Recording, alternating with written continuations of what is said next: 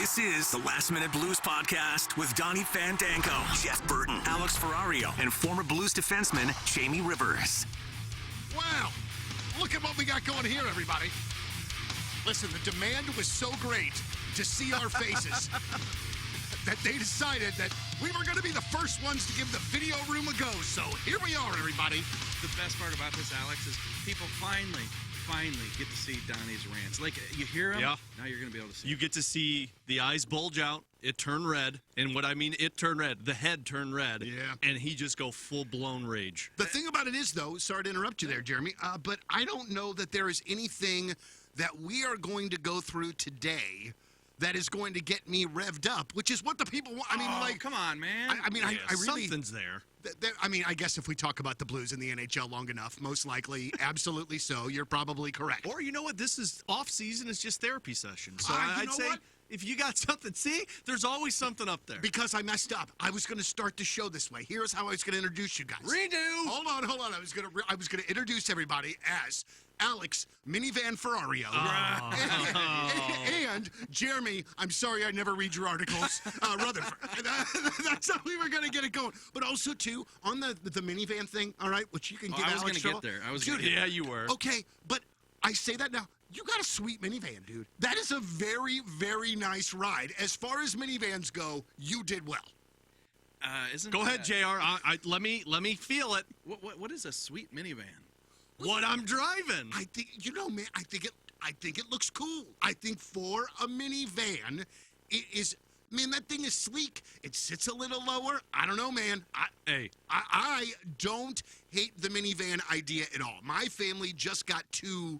I mean, we didn't need it anymore. That's the only reason that we don't have one. Yeah. But we had like a Chevy minivan a while ago. Man, that's... My problem is we keep pumping out kids. I need to get into something big that can hold more people because we got three that are all in high chairs and are in car seats. Dude, you're going to be in full-blown conversion mode van in a while, man, if you don't stop. I'm trying to put a WNBA team together just so if they're within 5 years of each other, by the time they're all going to get drafted, there's no athletic ability in my family. I don't know what I'm talking about. You know why I'm here. Hey, man, you got to hope. There's only two minivans out there when we were doing the minivan shopping because I knew I had to get something big, and I'm like, okay, well, I don't want the, like, oh God, it's a minivan look. I was like, I got a sleek-looking minivan. I got the minivan, but I had to get a sleek-looking one, and it was a Kia Carnival and a Honda Odyssey. And so I found out that you can't really get insured with Kia Carnivals because of all the theft going on, and so I said, all right, Honda Odyssey it is. And I feel pretty badass when I'm driving in it. Sweet minivan. This is like diet. So much sarcasm This is like a diet pizza. That's what sweet minivan sounds like. Hey, it's better than what I was driving. I'll take that any day of the week. But you know how that goes, man. We went from, so we had two little kids when we got the minivan, and we went from reaching into the back seat, reaching down. Oh, it's a nightmare. Just everything. Like, I was pulling a muscle every time we were getting a kid in and out of the car. So once you graduate, and that sliding door, you're like, I feel like I'm a rich person. I'll tell you the part. This is how the other half live. I'll tell you the part that sold me on it, too. I was at the dealership, and, they're going through the bells and whistles, and it's like, I don't really care. I don't need a sunroof. I don't need all that stuff. Like, I just need the minivan. But then he showed me the back seat, the third row. You can flip it the opposite direction, like you're sitting in it with your trunk open in a tailgate, and the headrest comes out like a leg rest. And so he's like, oh, when you're at a soccer game, you can pull your van up and just sit in the back. I go, cool, where do I sign? Yeah. Welcome to 2004. I know. Jeez. I didn't know that they did those in 2004. These are new to him. He's acting like I never had a minivan. Hey, man, whatever it is. You know what I mean? It's the little things in life that make us go, and if Alex's minivan makes him happy, did they really have those in 2004? I think so. I'll say this. I'll date myself here, and now you're going to say, see, you like them. Probably the 90s. My parents did buy a Ford Aerostar minivan, big red one, looked like a space shuttle. And I remember they brought it home at about 6 p.m. About 8, 9 p.m., my brother and I grabbed our blankets and pillows and went out and slept in it overnight. We thought really? That was so cool. Dude, that's awesome. That's awesome. Ours was a Dodge Caravan with wood paneling. Oh. And, man, that's old school. And that was the first car that I drove a lot when I got my license. But the radio inside the car did not work, so I would have to bring my boombox into my car, into the minivan, so that I would have music going. Now, God knows I was a terrible driver at 16, 17, and I'm changing cassettes or CDs while I'm a bad idea, but at the time, you do whatever it is So you you're got to driving do. a wood panel minivan. So With your a first date boombox. was your wife? Just about, yes. Yeah. Dating in high school was not great. It was. Donnie rolled up to the girl's house and said, "Yeah, It was. that's mine." Well, that was the first car, and then my second car I got after my great grandmother passed away, and that was a '77 Buick Regal. Oh. And that thing. So seriously, it was a '77 Buick Regal, and this was like 1993. It had less than 50,000 miles on it. And I drove that thing like crazy. But the parents, when I finally did get a date in high school with this girl, I remember her dad looking at my car and just being like, I don't know about you, first of all, and this car is not helping the situation Stephanie, your at all. date's here. I'm not going out. She says she doesn't want to go. Tell him I'm sick. And so, like, it's crazy though, man. Like, so when coming from South County, you know, and sometimes I'll come in around the same time that, like, the DeSmet kids are starting their days. Dude, I saw a DeSmet kid the other day pull into that parking lot in what's the Elon Musk thing? No, the Tesla? The Tesla. What? He's driving it in high school? Yeah. Listen, first and foremost, what do your parents do that they can afford the insurance for that thing for you? Seriously. First and foremost. And also, too, I don't know one kid that is not 16, 17 years old that's a good driver. You are just begging for that thing to get into an accident at some point or the other. My dad got my first car in high school in a poker game, and it like blew black smoke out when I would rev the engine. If I would go past 55 on the highway, the speedometer would start to shake. That was my first car, and these people are driving Teslas? But that's kind of the way that you should do it because you're going to run into something. Oh, God, yeah. I think I had 3 accidents in my first, 4 years. Yeah. I had an 81 Oldsmobile Omega, and I don't think it had second gear. I just went first to third on the station. Dude, my daughter just got the book. She turned 16 next month. So she just got the book, and so she's starting the process of, learning the rules and all that kind of thing. And my daughter is incredibly gifted. She's very smart, very bright. But there are times where it feels like she's a little timid, and it just seems like a nightmare when it comes to driving. But, we'll get there. Hope for the best. My kid's Pray. 3 years old, and I'm already dreading the 16-year-old having to teach them to drive because I don't like driving. Well, but the thing is, though, is I don't want her to get there, but at the same time. So here's my day today. So she has a club meeting until 3:15. So I have to get her at school at 3:15. Then she has to be back at high school for a band thing tonight at 6, from 6 until 8. Oh. And then tomorrow she's got a choir thing where she has to be there at 6. And so it's just and then yesterday was the same with the band, and the day before was You need her to be driving. something or the Yeah. other. Seriously, I just get tired of the rut from my house to high school, So, part of me, wants that. But then, once she gets those keys and has the freedom, then I'm going to Panic the hate entire that time. too. And plus she's going to want to drive my car more. At some point or the other, there is somebody listening to this podcast going, are they ever going to talk about the Blues? No, actually, that's what we're doing today. No blues talk. It's a special podcast that we're doing. Man, I remember there was one that we did a few months back. It was during the season. We were talking about Jeff a lot. It was just me and Alex. And there was this guy that just wrote this absolutely horrific email about how he doesn't want to hear about our lives and just wants to hear about the Blues. And I was just like, I was kind of flummoxed. I was just like, It took me a while to write that, guys. I mean, I was sitting there at the computer deleting backspace. The penmanship was pretty amazing. I should have put it on you. There. Well, so we've got a few things to talk about, hockey-wise, but it's really kind of the slow time of the dead year. period. If you're a Blues fan, I have been watching way more of the Eastern Conference series than the Western Conference series, which I just realized is because I'm old and I don't like staying up late. For I those thought it was games. because you hate all of the Western Conference teams. Well, that too. I mean, I really kind of don't. Pete DeBoer, Colorado Avalanche. Edmonton's probably the one team that you'd like because I don't think you like Vancouver very much. Nah, I don't like Vancouver very much, but I like Rick Tocchet. Yeah. You know what I'm saying? Yeah, I'm with you there. Craig Berube time. Craig Yeah. Berube. But I just, as far as the Blues go, we're just kind of in that sort of, kind of lull time. People always ask, are you upset that they're not in the playoffs? And it's yeah, because playoff hockey's fun. But then I'm like, 9:30 starts suck. Yeah. I'll take the off time when they're not playing at 9 o'clock every single, because it's not 9 o'clock starts. It's, hey, puck drop is 9, but it's really 9:20. Yeah. Yeah, in the Central Division too. Like Yep, you understand always. it when it's out west, but in the Central Division, and some of those they'd say 9:30, but it'd be more like 9:50. 9:42, right? And I know people don't care about this. You're watching the game, it's over, you turn your TV off, but that's when the work begins Yeah. for us. So we're going down to the locker room at what, 12:15, coming back. Then you type up your interviews and maybe get started on your story at about 12:45, 1 o'clock. I think I've told this story before, but the night that Pat Maroon scored the double overtime goal against Dallas, I interviewed his entire family after the game, late at night. I went home and finished the story. I didn't finish the story till 7 in the morning when my kids were coming down to get ready to go to school. I do remember you telling us that. Oh goodness, it was so yeah. I guess these late starts are something else. Wow. Yeah. Let me ask you real quickly about that sort of thing.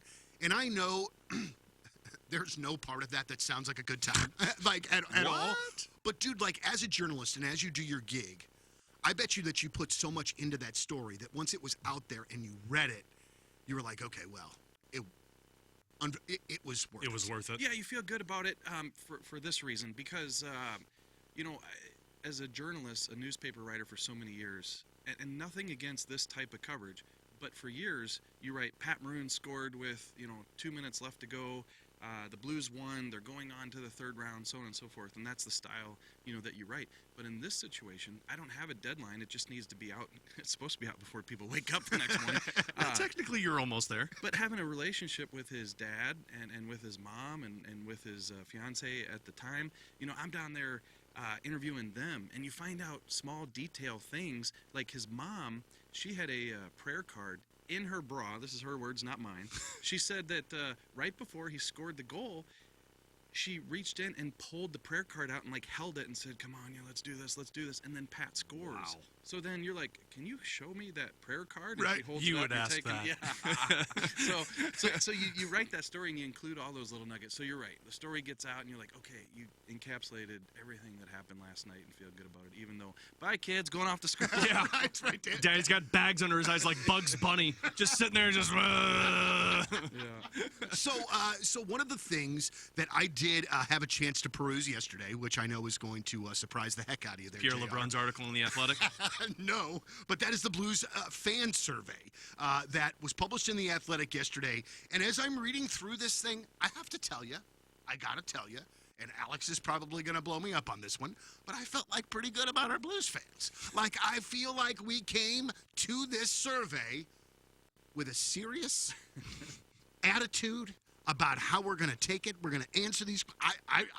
I really appreciated the answers here. Except for one question. Except for Alex one says. question, Donnie, that you just must have glossed over. Maybe I guess I did, but here, let's just go through a couple of these because I think as far as as a fan goes, I think I probably voted with the fans on a majority of these kinds of things. For instance, did the Blues make the right choice in hiring Drew Bannister as the full-time head coach? I am honestly kind of surprised that it was so overwhelming in 73.8% that there weren't more people that were holding out for a Coach Q or whatever. I was surprised too. I thought that the answer would be yes, that they made the right choice. I thought maybe 60%, so a little bit surprised that it was 73.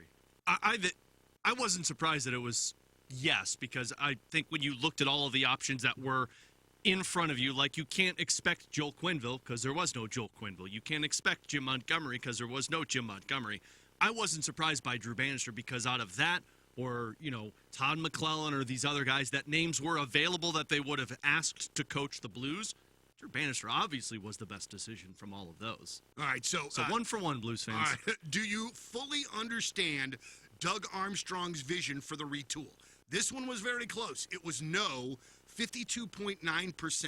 But I mean, still pretty split 50-50. And I have to tell you as a fan, there are times last year where I wavered back and forth as to, whether or not I believed and understood what the heck he was We trying have to do. audio proof of that, too. On more than one occasion, I'm sure. Yeah, Donnie, and this one's a little bit complicated, and actually, after we talk about this, it's a lead up to the next question, so let's for sure hit on that next question. But the reason I put this question in the survey is because, you're out on town, barbecues. out to dinner, people are talking about the Blues, they're talking about Army's plan, and some people will say, I just don't get it. What are we trying to do? Are we trying to be winner? Are we trying to contend?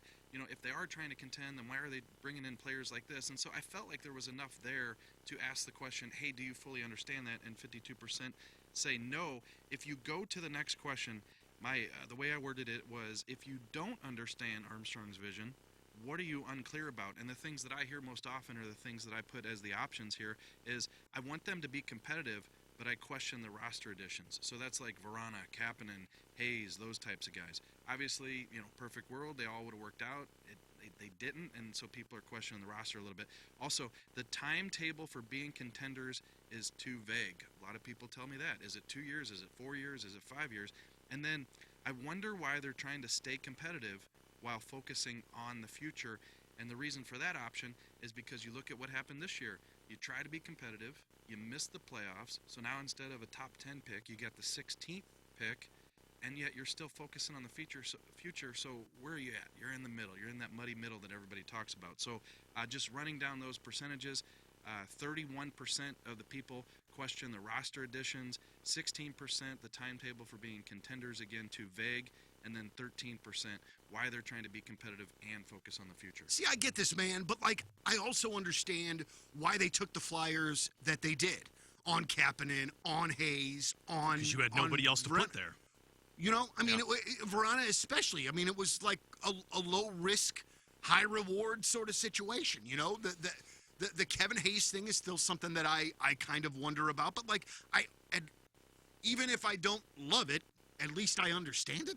You know what I mean? I mean, not that makes it any better necessarily. And that's why I am a little surprised at how close those two were, because it felt like the one thing about Doug Armstrong that you can't shoot him down for is the man is straightforward with everything. So, like, I expected, frankly, I'm surprised it was as low of a percentage as it was of, yes, I understand the rebuild. I mean, that's like a 80 or 90% thing for me, because Doug is self-explanatory, puts it all out there, which is why the roster decisions made sense, because you didn't want to play Bolduc, you didn't want to play Zach Dean this season. Now, you were forced into that, but that was more so because you kind of felt like the season was over, and then they surprised you.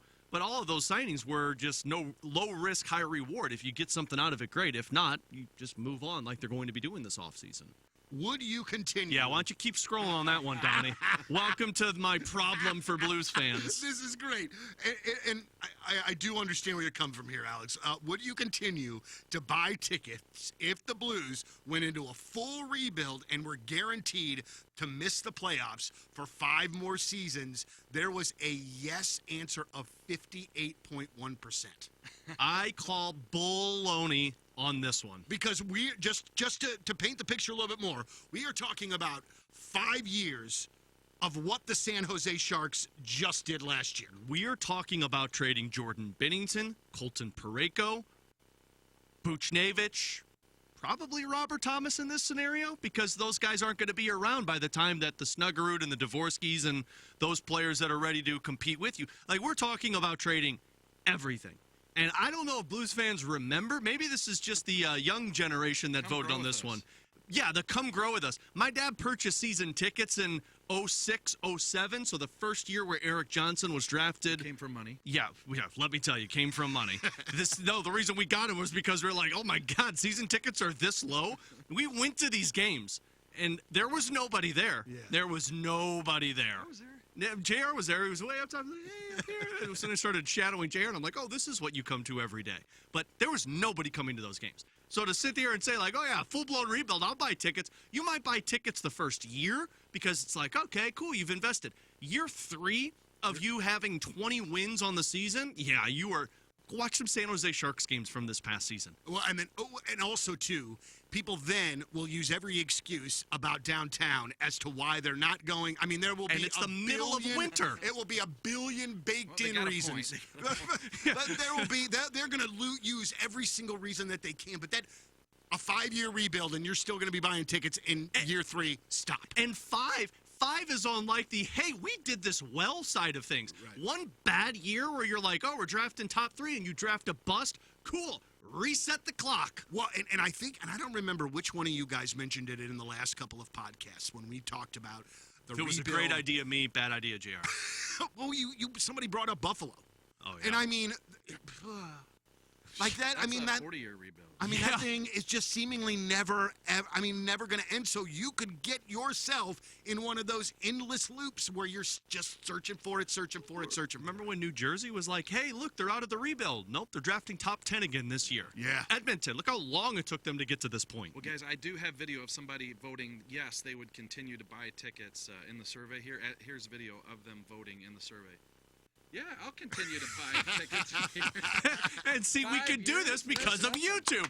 Ladies and gentlemen, we got a Beautiful. visual. We got our Man, first look at visual of this. the whole thing. Congratulations. Brought to us by JR. I love it. That was phenomenal.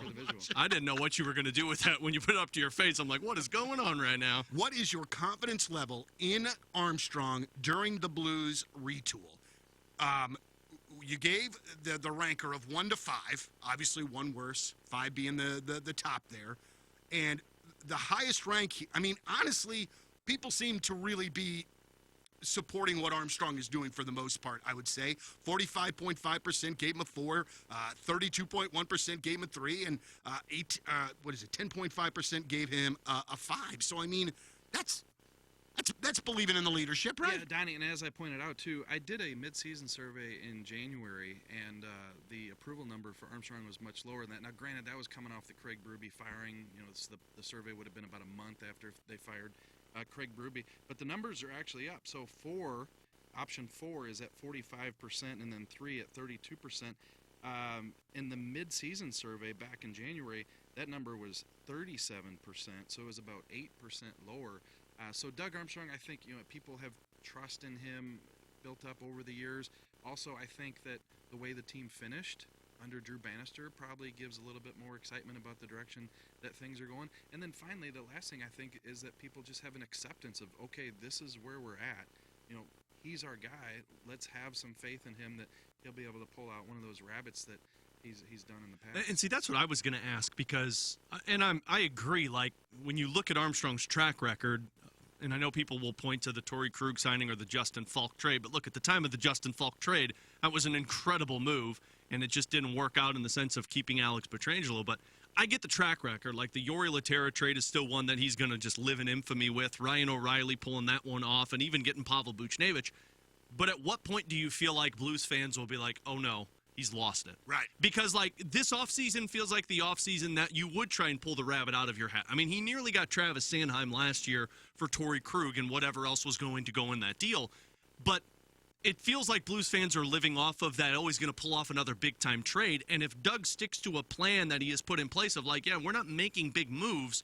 We're sticking with the prospects. We're letting them get bigger. We're letting them get older. And then when we're ready to compete in 3 years, that's when we'll pull those deals off. By next year, are people saying, oh, Doug's lost it?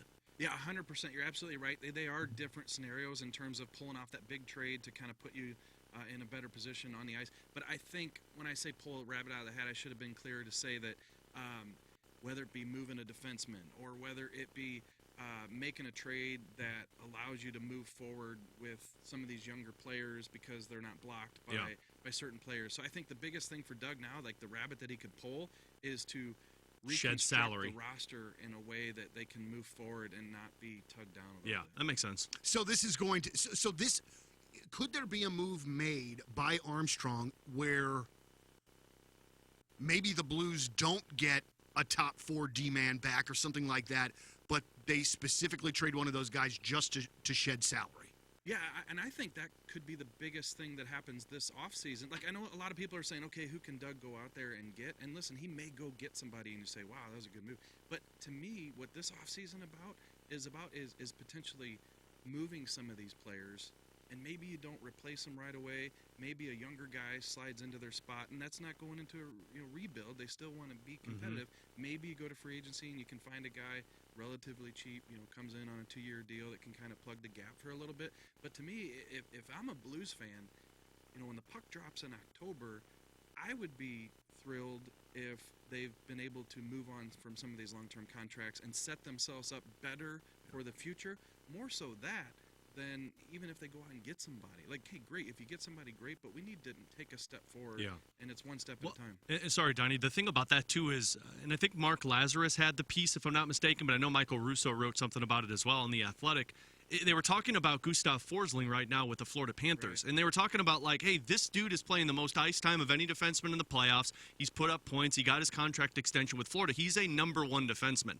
And he was claimed off of waivers. Like, this guy was claimed off of waivers from another team who wasn't playing him, and they turned him into a number one defenseman. So we as Blues fans, we always tie to, like, the big names, right? Like the ones that are available via trade. Noah Hannafin for the longest time, or, I always bring up Nicholas Hague. Sometimes it's a guy that just loses his opportunities with other teams, and they send him through waivers, and another team says, hey, we could get the best out of that. It's really matching the identity of what the team and the coach is looking for. So I don't even think it's far-fetched to think, like, if you shed salary, you bring somebody in for $1 million. That just comes down to evaluating the right type of player that meshes well with the team that you're going after. The question asked, what is the Blues' biggest need this offseason? And with a resounding 56.3%, a top four defenseman, number two there with 19.2%, a second-line center. So I think we kind of just sort of talked about that, right? I mean, essentially, we just kind of went through that. It might be addition by subtraction. Yeah, Donnie, maybe. I almost didn't include any other options. Just like top four defensemen. Let's see if this runaway. Let's see if this just goes 100% on this. I actually think, rather than what we just talked about of just shedding salary, I got a slogan for you guys this offseason. This is going to be the offseason for the D. Please explain. And what I mean by that. Please. No, I don't need to explain. I don't know that we need to put that on a T-shirt. Wow, absolutely we need it for T-shirts. We could sell it. Last Minute Blues podcast. No, what I mean by that is I think there's going to be a lot more top four defensemen available this offseason than any years past. Like last year, it felt like it was just Travis Sanheim, where it was like, that's the only guy you're going to be able to go out there and get. Nobody else was really moving guys. If you think of Jesse Granger's piece talking about how Vegas could potentially trade away Shea Theodore, Toronto might trade Morgan Riley, Thomas Chabot with the Ottawa Senators has fallen out of grace. Also, Jacob Chikrin's fallen out of grace. Like, I think there could be a lot of defensemen available this season. And the one that I targeted was Shea Theodore when Jesse Granger put this piece out. And I asked you this on BK and Ferrario earlier this week, JR. Would you trade the 16th overall pick in this year's draft to get Shea Theodore? Now, for context, he's got one more year under contract at $5.2 million, and then he's due a raise. This upcoming season, he would be 29 years old. But Shea Theodore is the clear-cut, like, top guy with Alex Pietrangelo in Vegas, but they're bringing in Noah Hannafin. They've re-signed him, and so Jesse Granger brought up the possibility of moving on from Theodore. And my thought with this is, as great as the 16th overall pick is, you're relying on your scouting department to evaluate talent and find, like, diamonds in the rough throughout this draft. You've got 2 seconds, you've got 2/3. You bring in a Shea Theodore. I know it seems like you're trying to compete right now, but we know, like, defensemen just get better at this age. Like, you're probably in his prime, and as long as he's healthy, I know he's been injured these last couple of years, typically defensemen get better as they get closer to 32, 33, 34 years old. I mean, you put Shea Theodore on this roster, he's in the same time frame as Colton Parayko. Boom, you've got your number one, your number two. Now you can at least be more competitive than what you were last year while still waiting for some of these guys to develop into your top players. Okay, a couple questions here. First of all, would Vegas trade the player within the conference? I mean, I think so. What Granger put out in his piece was that basically what Vegas is going to have to do is shed salary because they're going to want to keep Jonathan Marchessault, and frankly, they have no other salary cap to do anything. Yeah, whatever their options are, they're going to have to. Yeah, you're going to have to burn it. And basically what he said is they want to stockpile their system because they've traded it all. They've traded away so many picks. You don't have to give away any of your prospects if you offer, hey, we'll give you the 16th overall pick.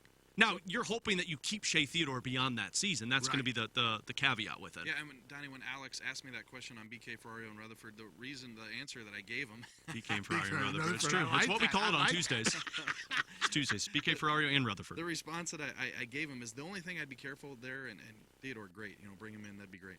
But Alex says he's got one more year left on the contract. So what's he do after that? I'm not familiar with his contract situation in terms of what kind of raise would he, so if he's making, what'd you say, 5.2, does he jump up to 6.5 at that point? Now you're at that Colton Parayko 6.5. I'm sure Doug doesn't want to go over that. So we'll see. But that's the only thing. Even like Chikrin in Ottawa, what's his raise going to be on his contract? I know he hasn't been great the last year or so, but I guess be careful of bringing in a guy who's got one more year left on his deal, and then you're going to have to pay a guy pretty hefty in his early 30s. And that's the hard part. I mean, like, because if you want to go young defenseman, there's really only two options to find your top 4 defensemen. You either make a trade like this for somebody who might be on the back end of that young age but still in a good prime area, or you're going to have to draft one. And to draft one, you're going to have to trade up, at least in this draft, because there's nobody that's going to be there for you at 16. And then be ready to compete in 2000. Exactly. What do you think it would take to get Jacob Chikrin from Ottawa? Because honestly, guys, we know, I just have the feeling that once this guy gets to a place where he knows he's going to be, where it's not going to be this endless, am I going to get moved or not, I think you're going to see a different player. What do you think it takes to get him out of Ottawa? And then also, too, when I said that, you didn't roll your eyes, but you were like, I don't know that I necessarily agree with you there, Donnie. I don't know, man. I've loved Jacob Chikrin since he was in Arizona, but this past year it has not looked good. Now, I'm with you. Like, you've been in the trade conversation for the last how many years, and you've been on crap team after crap team. So, like, what does it mean when you actually go to a stable place that's not going to trade you? I do think he's a top-pair defenseman caliber player, but is he an actual, like, number one defenseman? Because that's what you're looking for right now. You're looking for a guy that's at the same level as Colton Parayko, and I just don't know if he is that for you. But he's $4 million, and I mean, I would take a flyer on that. The way I look at it is if you could get somebody to play with Parayko, that pushes Nick Leddy down to a second pair, and for how good Nick Leddy played last year, you're in a really good position. The problem is Ottawa. See, that's why I liked Vegas, because Vegas, you could kind of bend them over a barrel here because they have to move on from a contract. The same can be said about Toronto. Like, they might have to move on from a contract. Ottawa wants NHL players. So I don't know if you're getting Chikrin unless you're moving on from a guy like Pavel Buchnevich. Yeah, that's a good point there. Ottawa definitely trying to get some traction and get going, so they're going to want something in return other than prospects, which is what Vegas might have to take to get rid of that salary cap. Guys, whenever I want to know something along these lines, like I did a mailbag a couple weeks ago and somebody asked about Chikrin, I called the Ottawa writer for us, Ian Mendez, and just said, hey, tell me Chikrin's story. And basically, in a nutshell, he said that it was just an odd place for him to come Ottawa because they kind of put a circle in a square hole. They put him and they played him on his offside a little bit. But the thing is that Ian liked about the situation is that he stayed healthy this year. He's never been healthy. This year he played 82 games. He put up some decent offense. But the goaltending wasn't good in Ottawa, and the defense wasn't good necessarily. So his defensive numbers aren't that great. He's a good player. Could be a top 4 guy. So I don't know what he's going to cost, but I go back to what I was saying earlier. What are you going to have to pay him? Right. Well, and one thing about that, to the positive side of it is, I mean, at least it sounds kind of like what they did with Justin Falk his first year here. Remember how people were complaining about Falk being a bust? They were playing him on the left side, which is his offside. Then they were playing him on the third pair, and it was like, well, you're not getting him any ice time. And then remember what that first year looked like when he was in a top 4. I mean, people were on board with him looking like a number 1. So to Donnie's point, I mean, he profiles better of a number 1 defenseman, or at least a top pair defenseman, than most of the guys that are available to you. Yeah, another good point by Alex. We need a board over here. I was going to say, could we put a white poster board? I am on fire today. We absolutely could. And also, too, I would like to pay the utmost respect. First of all, I want to thank our engineers that got us going in here today. They're amazing people. But also, too, and this is not on the engineers, why the hell, if you're going to start recording us in here, are we not putting any damn things on the wall anywhere? I know. Like, this is it's beige. It's beige. My Randy Macho Man Savage shirt is blending into the beige. I think we should get a picture just framed of each of us on different sides of the wall. So behind JR is Donnie, behind me is JR, and behind you is me. No. No, I know what we do. Nope, this is even better. Jeff. And you guys will actually love this. We get pictures of Jeff so that maybe we can make it so that Jeff is in every camera shot. That would be incredible. I would seriously Didn't love he do that. like nude poses too? It wasn't completely nude. There you go. But yes, barely nude for YouTube. He did a calendar. Donnie, that blended in with the wall so well. I didn't even see you were wearing a Yeah, see? We thought Donnie was going skins for the show. First show ever. I might sometime. I might too. If we're doing video, why the hell we not? go Chippendale style, or we just show up with a bow tie? Hey, so they had a thing honoring Ozzie Smith over at the Fox Theater one time, and Macho Man came in for that, and the Post-Dispatch sent me to do an interview, and I went up to Mr. Randy Macho Man Savage. Did you call him that, Mr. Macho Man? I grew up watching him, all that. So I wanted to do the interview, and he said, yeah, sure. So we went to the corner of the stage at the Fox Theater, and I got my microphone out, and I stick it in his face, and all of a sudden he goes, yeah, you know Ozzy, man. I'm like, come on, dude, it's just me and you. We're off in the corner. People are 100 feet away. No, he's full-blown character. I would have been so uncomfortable in that interview. Me and you, Macho Man Randy Savage, and you're just going to do this shtick right now? Bring it to me. I'm so uncomfortable. I want every bit of that. I don't know if I've ever told this. This is a far cry from what we're talking about. But did I tell you guys I had Ric Flair in studio? Oh, goodness. When? This was probably, not quite 10 years ago, but probably within the last 10 years. My dad's favorite wrestler. Okay, so he came into the studio. He was working at TNA Wrestling at the time, and he came in studio in character. All right, and so he came in with the heel, who was AJ Styles, who is in the WWE now. Yeah. They came in completely in character. So I started doing some like schlepping for the good guy, for the face, and I swear to God, guys, Ric Flair's in the corner of the room, and he stands up and goes, "Hey, I'm tired of listening to you talk about," and then he just does it. He just does his Ric Flair, and I legitimately, every hair on my body is standing on end, and I have no idea what to say. It was just so freaking amazing. So then we do the interview. They give me a hard time. I honestly wonder if these guys are going to hate me. We turn the microphones off, and they are as nice can be. Ric Flair's taking pictures with everybody. It was one of the coolest days of my life. It's still real to me, damn it. Dude, it was so. And then you bring up Macho Man real quick, and then we'll get back to hockey. So, my dad had a part-time job when I was growing up. He was a funeral director at White Mullen Mortuary in Ferguson, all right? And so when they would, my dad would predominantly work weekend nights when they would have, people are laid out. The body. Yeah, that thing. Visitation. Yeah. Visitation. Thank you. But when there was nobody laid out on Fridays or Saturdays, sometimes he would invite me to come to work with him. Oh, goodness. And so there was this one particular Friday night, or I cannot remember. No, it would have been Saturday night where we were working, and WWF used to have a Saturday night show just every once in a while. And so there was this one episode with Macho Man that we are watching in this funeral home, and I'm yelling about what's going on, and my dad's like, "Hey, this is not the place." You're not going to wake anybody up. But no. That's true. But it was so rad because there would be times where, I would go to work with my dad there. We would bring in an old black and white TV, set the thing up in the little thing, and then just watch. That's awesome.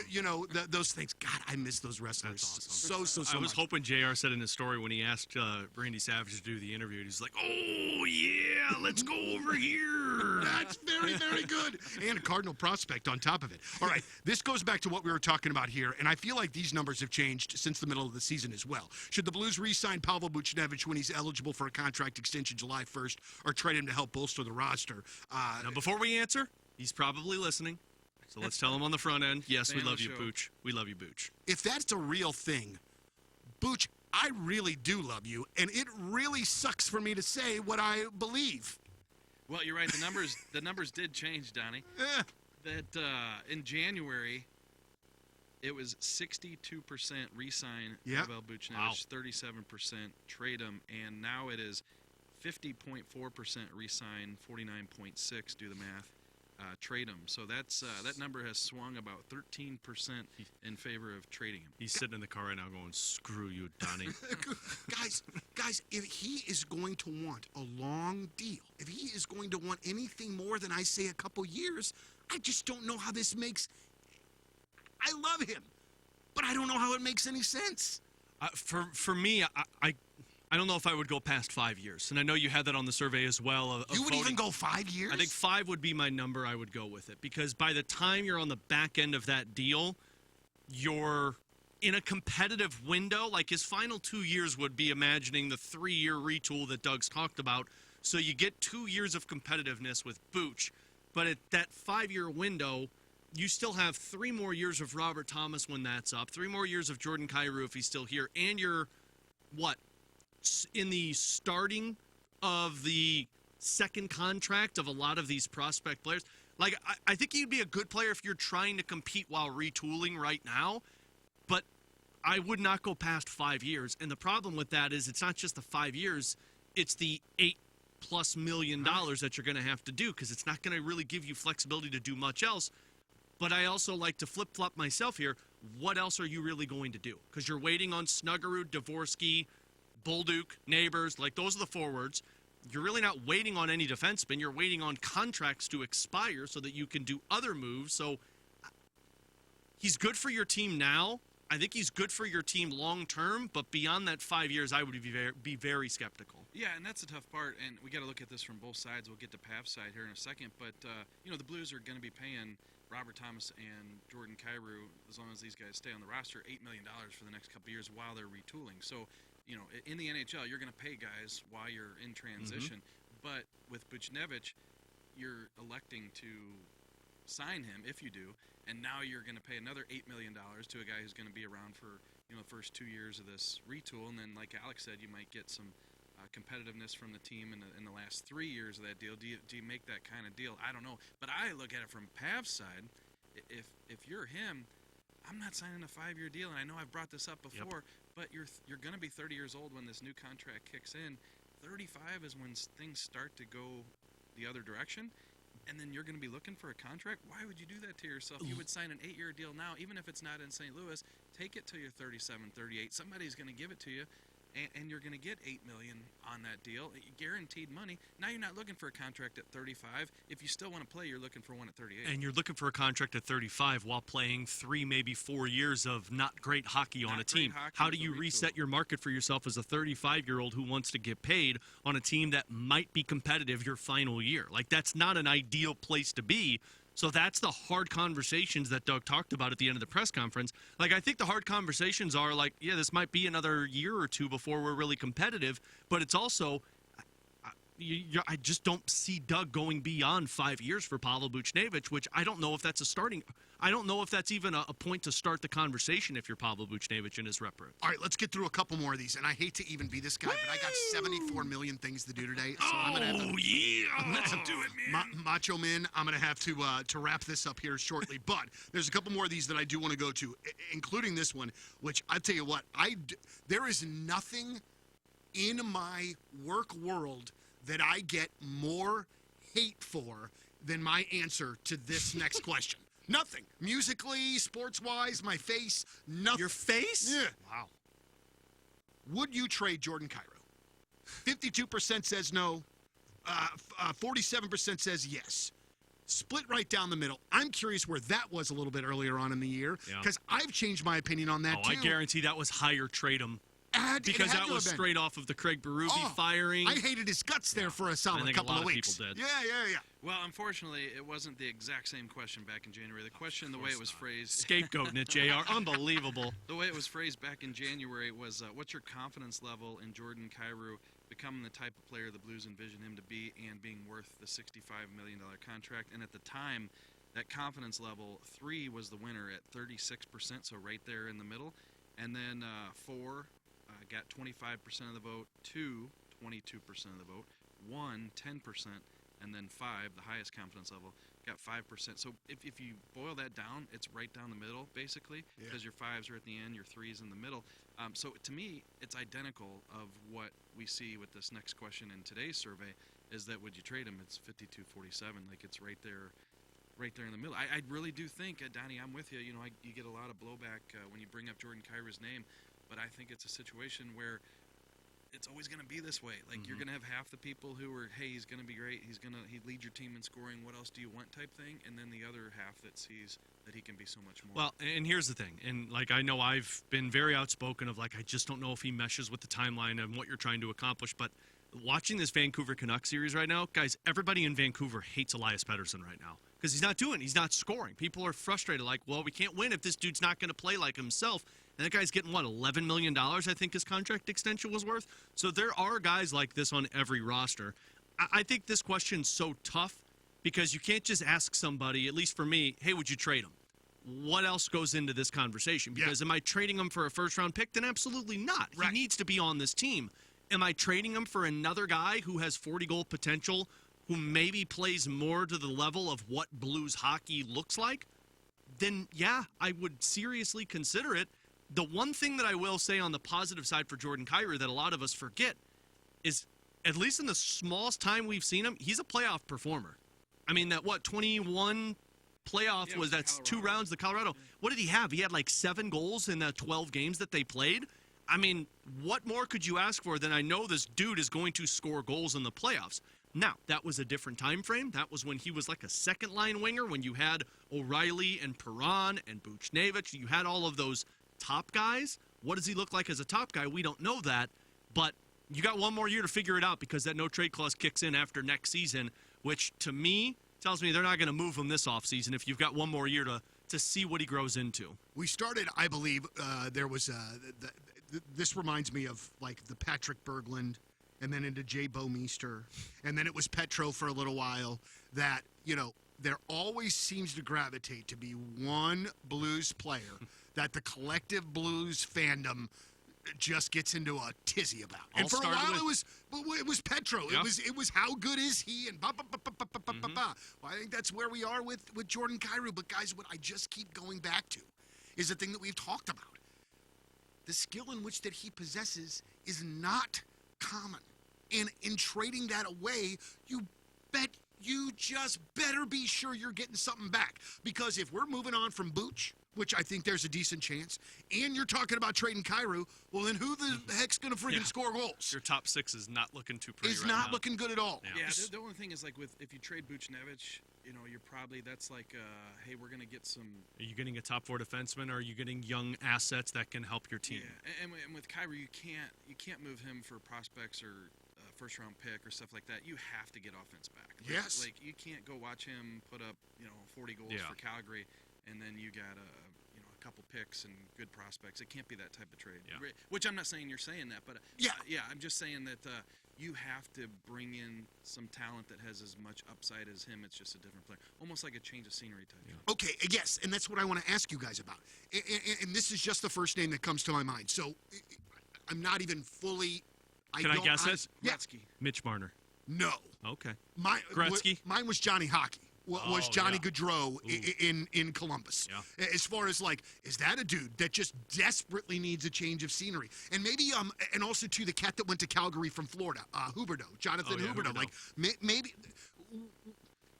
would you see one of those things maybe potentially making sense? Johnny Hockey, he's like, what, 10 or 11 million? So if he comes here and he doesn't find it, now you're on the hook for even more money than we're complaining about with Kyrou. And then with Huberdeau, he's 11 million. He's high, and then also he's on the other side of 30. So okay. Well, and here's the thing about those two guys. It's very obvious that those two guys, not to take away because they're more talented than I am, but their success was dictated off of the superstar players that they were playing with. Barkov and Huberdeau were together. That's that 100-point season. And Gaudreau, you were playing with Matthew Tkachuk. And now look at where Matthew Tkachuk's at. You're playing with Robert Thomas. What are you saying? That's very true. That's very true, Robert. If you're listening like Booch, I appreciate your all-star talent that you have. But I think the only guys, like, again, it's a small sample size that if you're making those moves, you're moving for somebody who also has established himself that is a top liner, but also needs a change of scenery. Mitch Marner, a Brady Tkachuk. Like, I'm talking those guys. And I don't know why another team would make that move for a guy that has fallen out of grace where he's at. So that's just the hard part of trading Jordan Kyrou. And again, if Jimmy Snuggerud would have committed to play and you saw that goal-scoring ability, I think we're having a different conversation this offseason. And now you're not going to see him at all for an entire season. So I really think that part of the hiring with Drew Bannister was, hey, we got the best out of Jordan Kyrou with him. Let's see if we can take it to another level for one full season. And give stability, too. And give stability, which is what Doug talked about with a lot of these prospects, specifically Dvorsky. But his no-trade kicks in next year by July 1st. So you've got one more year to see if you can hit that potential that you're looking for. I love hockey so much. That was a good serve. I was going to say, man. That was really good. I'm glad I read Pierre LeBrun's piece. It was really, really, really well done. Real quick before we get out of here, where's Craig Berube going to coach next year? I say Winnipeg. I think Winnipeg's a good. I heard JR's got an article about him going to Toronto, so No, you got to work ahead a little bit, right? So Yeah. if he gets that Toronto job, he cooked up. Jay's gonna have to Control A and delete when he signs with Control- Winnipeg. Is it Control A, delete if he doesn't go to Toronto? but yeah, I could see Winnipeg. We talked about him being a blue collar guy, and Winnipeg's a blue collar team and town. But I do think that if Toronto has to hit a home run here, right? They have to. So if Craig Berube's the most talked about, most hype, and not that you as a management rely on that, but if he's the guy who can come in and do it, I don't see how Toronto wouldn't want him. I guess it would depend at that point is there where he sees himself. Could you be any more legendary than Craig Berube in Right. hockey than if you win St. Louis's first ever Stanley Cup and then go to Toronto and win their first Stanley Cup since the 60s?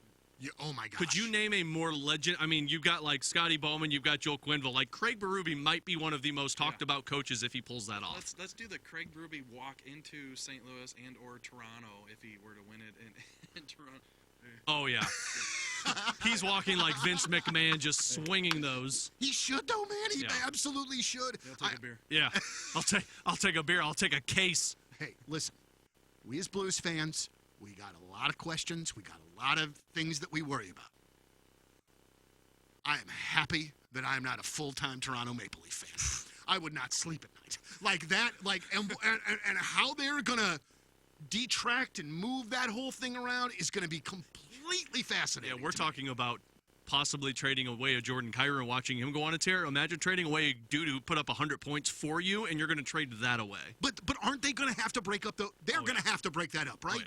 I think they got to do something. I mean, will it happen this year? I mean, he's got a no trade, right? Yeah. Oh, that's no, right. he's got a no move. Yeah, no move. Both of them do. Tavares, Riley, and Mitch Marner. And all those clauses kicked in while they made that GM switch Yep. from Dubas to Yep. Trey Living. Their opportunity to move on from one of them was William Nylander before they re-signed him, and they opted into signing it. So, like, you might just have to lean into this and then lose Marner, Tavares for absolutely nothing. Which, I mean, Tavares, I think they're probably fine with, but All right, who's going to the Stanley Cup Finals? What do you JR? think? Well, I still like Florida Yep. on that side. And I like Carolina on that side. Oh, do you? Yeah. Whoa. They've made a comeback with the Rangers, so now I could be eating crow tonight, like when Carolina gets eliminated. But, I mean, they were down, 3-0, and now you've made it 3-2? Yeah. Like, one more game, the Rangers are starting to shake. Well, they're already shaking, I think. I love Carolina. And in the West, I thought it was Dallas, but Colorado made an idiot of me. I thought it was Edmonton when the West started, and they've made a dummy of me. I really don't know in the Western Conference. Yeah, I don't know. I like Dallas still, but last night they've been so good defensively against Colorado, and last night too many turnovers in their zone that ended up in the back of the net, and Ottinger didn't look great. Yeah. So I think if I had to put money down, it'd be Vancouver. Really? Yeah, I think Vancouver's better than Edmonton, and if Vancouver can get Demko back, I just like the way Rick Tocchet coaches. I think Rick Tocchet coaches the way that you can win, and they're doing all of this without their best player scoring goals. Dude, also, too, if Edmonton doesn't make it to the finals or win, boy, there's going to be some craziness up there, too. Mike Liut's Leon Draisaitl's agent. I'm just throwing that out there. Florida Panthers are winning this whole thing. Really? They're going to win the cup. If there is a team that I love 1B to the Blues, it's watching those guys play. It's heavy, it's nasty, Yeah. and it's that way all of the time. They didn't just turn it on for the playoffs. That's how they've been playing all goddamn year. plus, and if I I were like going to that. compare a coach in the NHL to you, Oh. Paul Dude, Maurice. Did you see his comment? I got to pull this up before we wrap this one up. This was so amazing, and first of all, Paul Maurice, even before this, just appears to be incredibly just a great guy, just a great guy and a great coach on top of it. And I guess Florida was not playing particularly well, and it is. Here it is. I don't know the exact words of the message. I wasn't mad at them. I understood what they were going through. I just thought they needed some profanity in their life. And I brought some. I don't excel in a lot of things in life, but F me, am I good at that? I have never loved a person more than Paul Said Maurice. Donnie Fandango. I mean, Yeah. really. Yeah. There's not a lot of things I'm great at, but I can cuss with the best of them. There's no doubt about it. As an Italian, there's one thing that works in terms of mental health. It's just dropping as many F-bombs as possible. So this episode, before we started this, we're like, all right, guys, we know we don't got a ton to talk about or Lucky whatever. to get 20 minutes. So we're gonna just probably do like 30 minutes, and then we're gonna get going because JR's got something going on, and so do I. And here we are, 5 minutes till 10. Thank you very much for listening. Thank you very much for watching the Last Minute Blues podcast. How about that? For our homeboy, Jeff Burton, who we miss so much, Alex Ferrario from 101 ESPN, Jeremy Rutherford from The Athletic, I'm Donnie Fandango from 105.7 The Point. As always, let's go Blues, and thanks for listening.